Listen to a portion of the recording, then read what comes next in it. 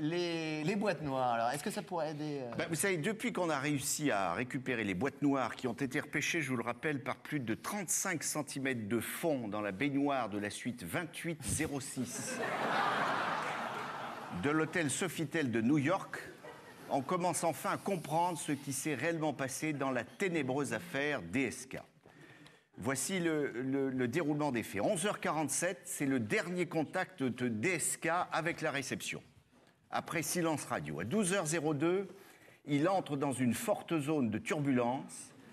Il décide alors de changer de cap et de se diriger vers la salle de bain afin d'éviter une zone nuageuse, sombre, très importante. À 12h09, DSK subit un gros givrage de sa sonde Pitote. Son cerveau, un des plus sophistiqués de la planète, je vous le rappelle, commence à recevoir des informations erronées.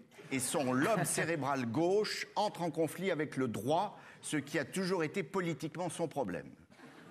Il ne sait plus alors s'il doit se montrer un peu gauche ou aller droit au but. Il subit ce que l'on appelle le vertige des gratte-ciel ou l'ivresse des cimes au sommet de l'hôtel Sofitel. 12h14. DSK aperçoit dans sa chambre un énorme cumulonimbus noir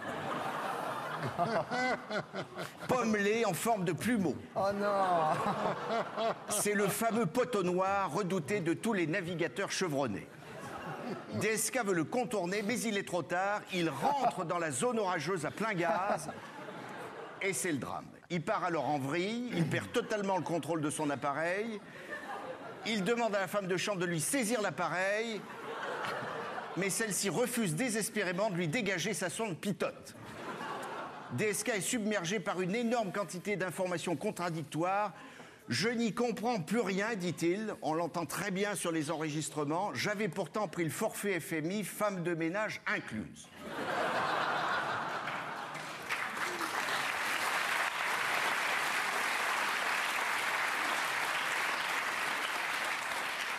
Rien n'y fait.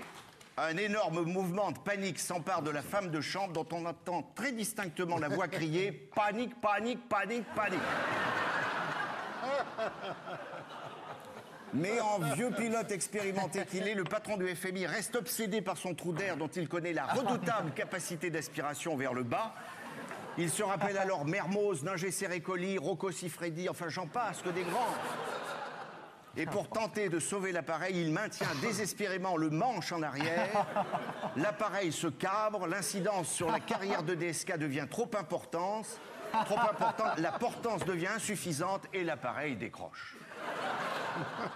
C'est le début du crash qui s'annonce. Pire encore, le méchant nuage s'enfuit dans le couloir.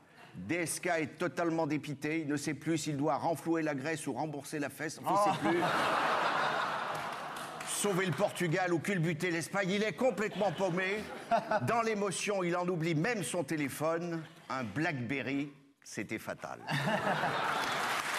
Maillot, mesdames, messieurs.